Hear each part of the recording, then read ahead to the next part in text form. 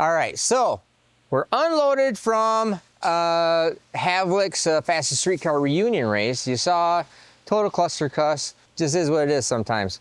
So, but a good explanation on how all this stuff works, and so I'm always trying to tell everybody exactly how this stuff really works. We only got to make one pass. You have to go back to that video. You have to see why, which is all right. And I knew that right away the air was so insanely bad that I didn't have multiple passes to go up and figure out the tune-up. I had one, okay? I just had one. Let's go up there, race number 1 qualifier, Bryant, and go beat him. Okay, well, you know, it is what it is. That I'm not complaining about. I only have one pass, and also the event's over and we're packing up and leaving, so I downloaded the data log but didn't look at it until I was driving home, or I had Kyle driving home, and I was looking at the data log. I knew that it was surging, and then the thing is slower than a turd, okay? If it doesn't run the front half, it ain't gonna run the back half, doesn't matter what. But what I did notice, looking at the data log and trying to go, why was it doing this? Besides just the air was so insanely bad that I had to work on my tune-up even more, but the only way to work on your tune-up in that kind of situation is you just have to put it on the 2-step and you have to launch the car. So anyways, what I really noticed was that, oh my gosh, this thing had a dead hole. What the heck is going on? Why did it have a dead hole? Well, let me show you, because I was focused on it being on the 2-step and doing all of this right here, all of this, wah, wah, wah, wah, wah, wah, wah, wah, wah. And I heard it doing that. And you can see here, it would go up, you know, 11 pounds, 12 pounds, 8 pounds, 7 pounds, 12 pounds, 11 pounds. It's just going crazy because it was surging. Well, I think it also was surging because as we look at our number, let's look at our EGTs. Nice EGT. Right there. Nice EGT, exactly the same, right there.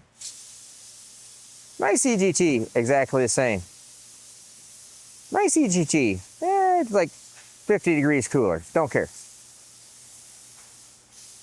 What the heck is going on here? Look at that one. Wah, wah, wah, wah, wah, wah, wah, wah. Didn't see it. Now, if we would have been able to make another run after this pass, I'd go into my data log, look at it, go, oh, what the heck is going on? So I take out all the spark plugs, and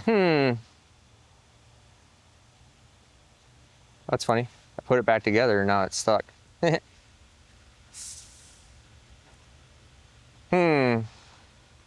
Broken spark plug. So it probably got broke when we put it back in there, tighten it up, something happened. Because when it came apart, you know, this is just all broken just like that. You know, this was Kyle's side, so he probably manhandled those things in. Kyle is somewhat like the Hulk.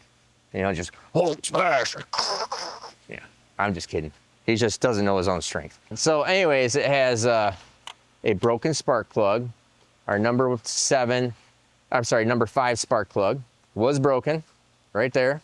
And our number 5 EGT was dead. And it was all funny and weird on the 2-step. So that probably just as much as the air, or probably more than air, was making it surge. So another thing I wanted to show you is take a look at this.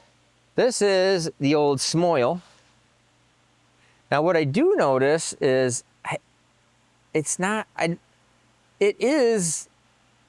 probably have my tune-up fairly decent, actually, even for that weather, to why it's not really, really, really milking up. I mean, if you put enough methanol on something, it's gonna milk up, but that's pretty outstanding looking oil right there. I mean, that's just fantastic.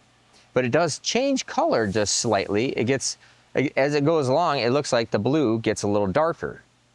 So I think that's pretty interesting, but super happy on the oil.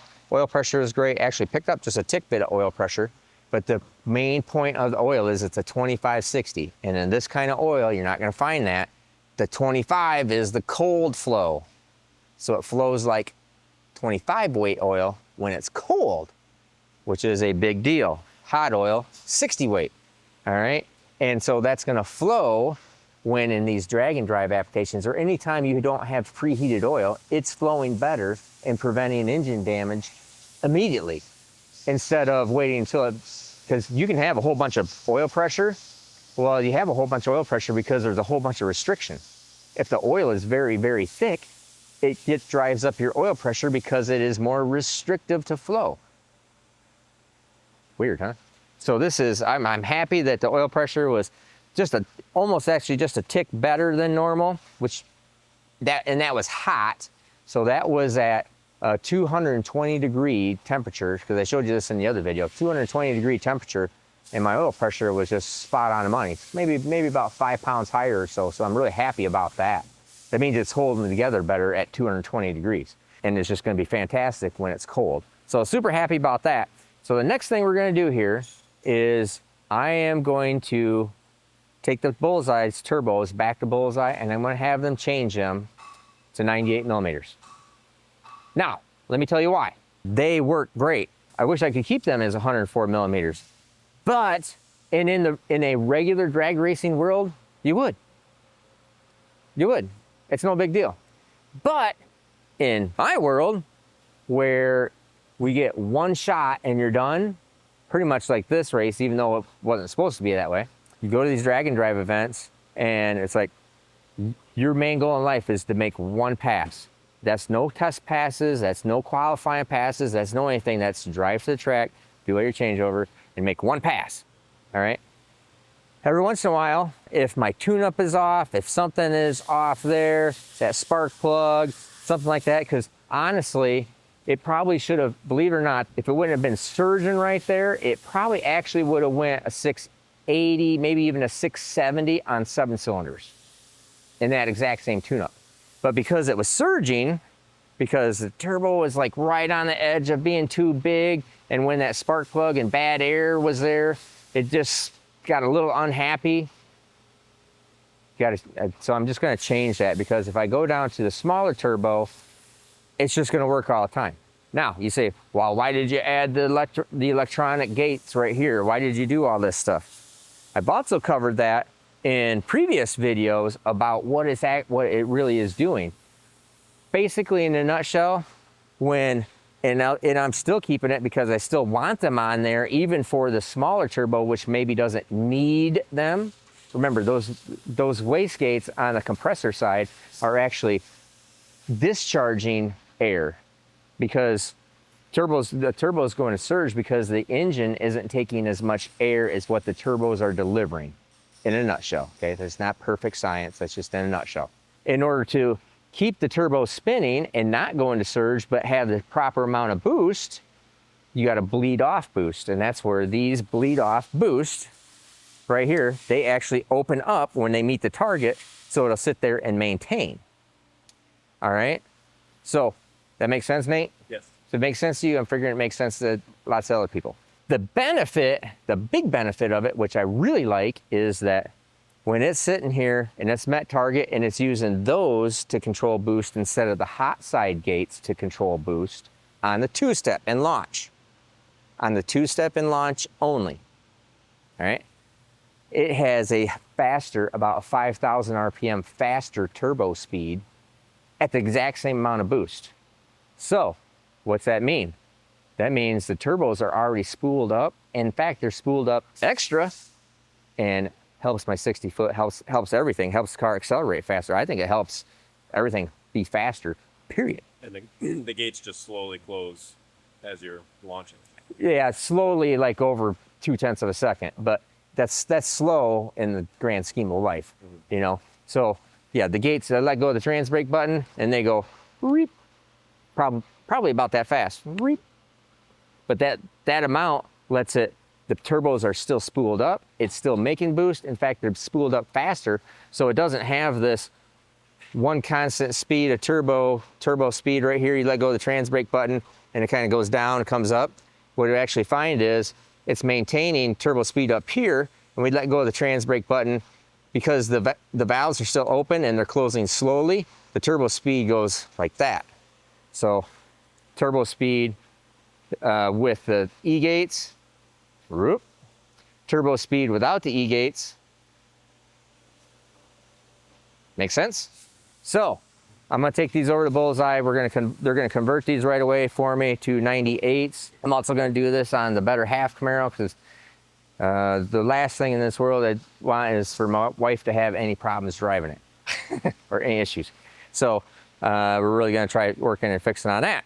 So, but what we're going to do is, since this is all fixed, and I just got to put a spark plug back in it. And the funny thing is too, which really irritates me, is something like that starts up, idles, drives. You could drive this car to California with a spark plug like this and it don't care.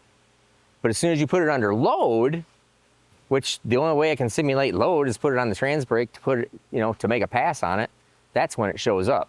That's when it starts misfiring. Because if you, I think it even came back after it was totally shut down at the very end of the pass. I think the spark plug came back. Let's look at it real quick and tell you.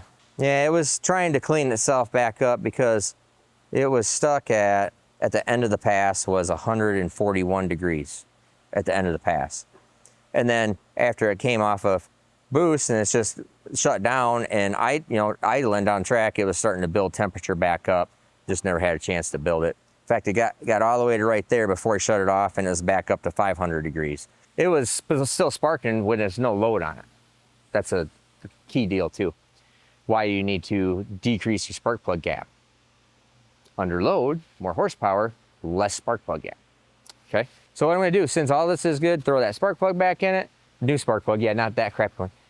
I'll just put a new set of spark plugs in it. These have been in there for all of 6 summer and the last 2 times out. And that's pretty safe rich there. So what I'm gonna do is put this back together and we're gonna test it. Now we got great air here. It's like, I wish we were racing right now. It'd be fantastic. It's just great air. And what we're gonna do is we're going to time it. So, and we'll be able to do that right from the data logger. Put it on the 2-step, exactly as it is, build boost, do everything just like it would at the track if we were at the track. Then we're gonna take these turbos off, have them change them to 98s, put them back on and do the exact same test. See how much faster these things spool. What are your predictions? Probably, I don't know. If it spooled 1 second faster, 1 second faster in spool up is a lot. It takes approximately 4 to 5 seconds for to be at boost, ready to launch. It gets up on the 2-step in about 2, so less than 2 seconds, and then it takes about 2 seconds to build the rest of the boost. So anywhere in there would be great. If it lost any amount of time, I'd be happy. So that's coming up. All right, valve covers are back on. I grabbed my handy dandy spark plug holder. They got pre-made spark plugs in, all protected. Yep, this set, there we go. And I start putting these in. Of course, available at SteveMorrisEngines.com. Go to the merch page.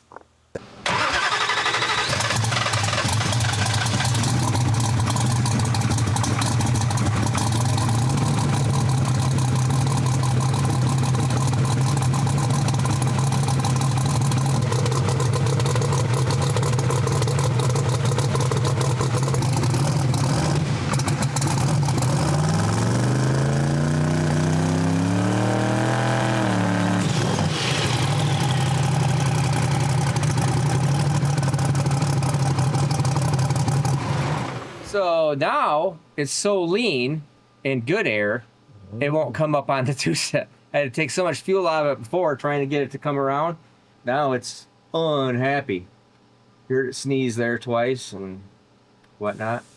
So I downloaded the PDRA tune, which was in Michigan here, normal weather. Actually, it's a little warmer than today, so it'd be better air today.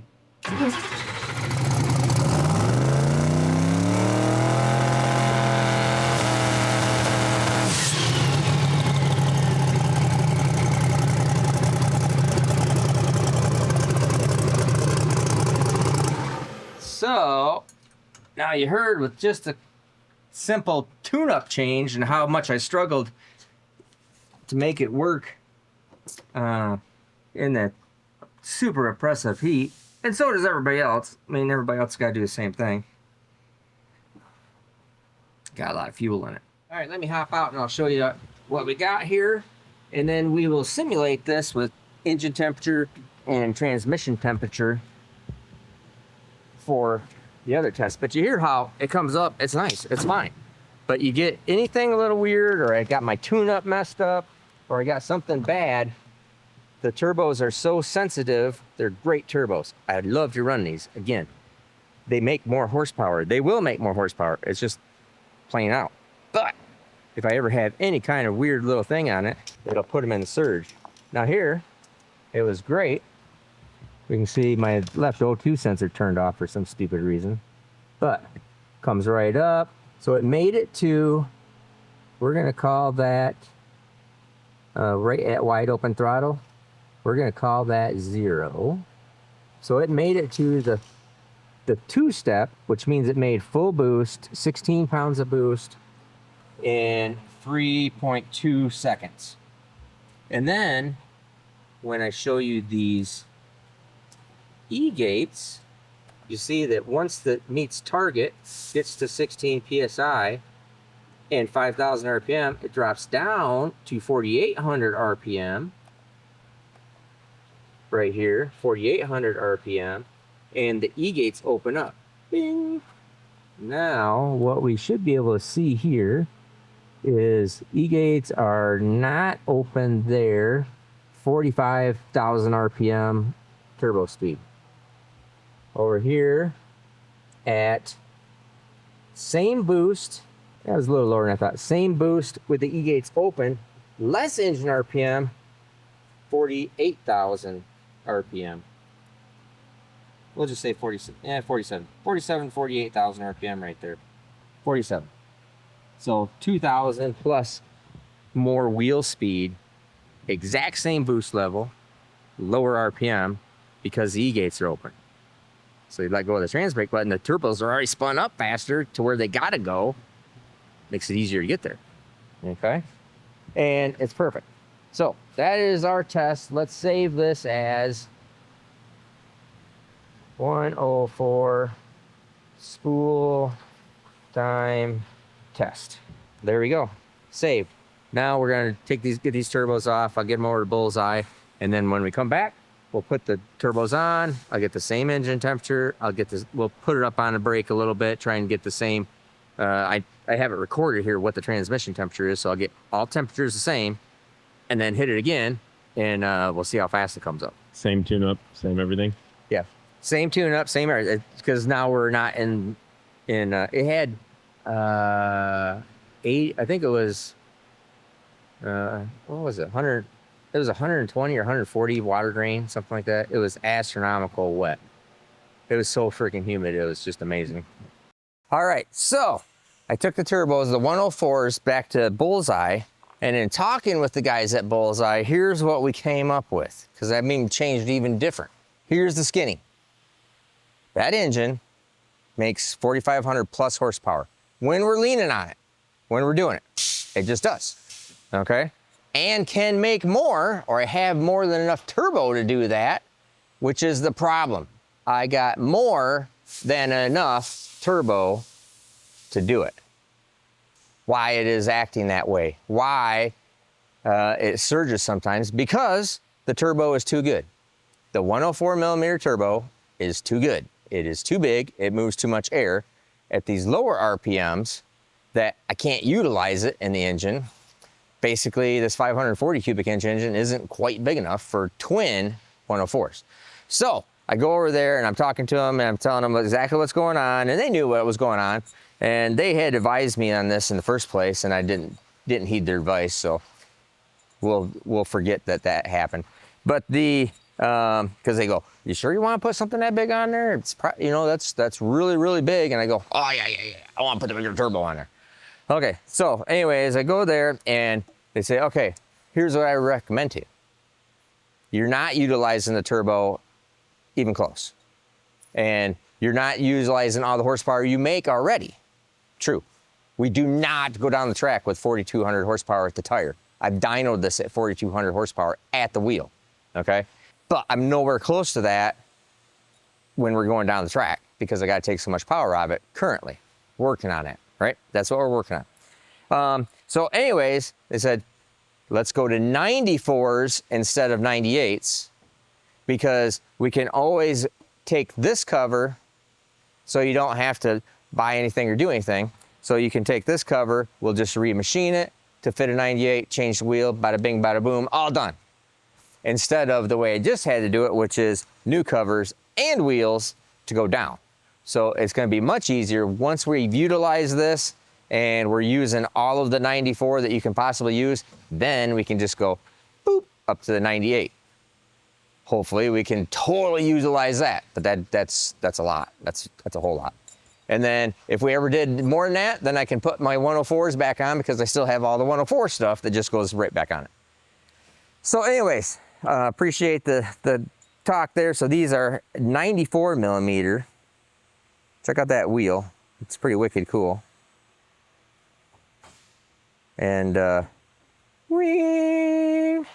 very nice. So we're gonna put these turbos on, 94 millimeters, and then we're gonna get to that point, hopefully, Lord willing, where I use up all of this turbo, which is, you know, which is probably 4,000-ish horsepower, right around that range.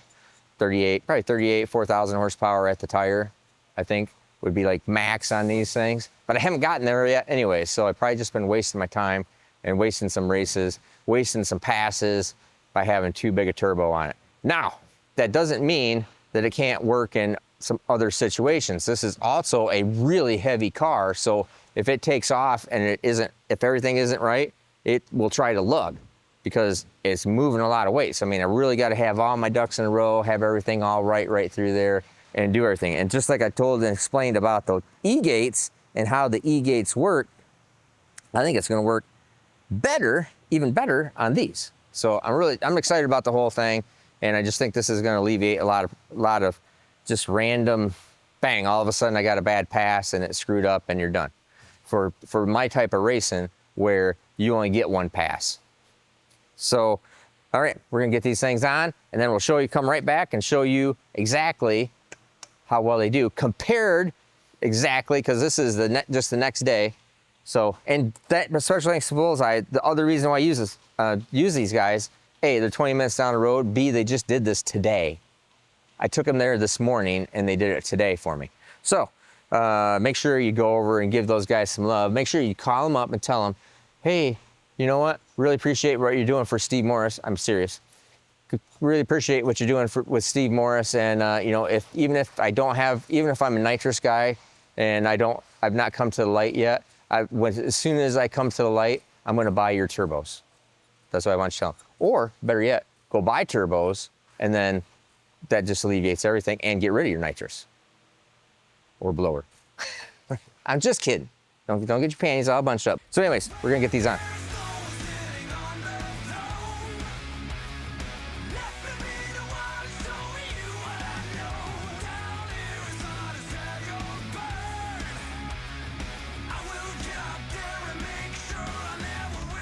All right, so here's the deal.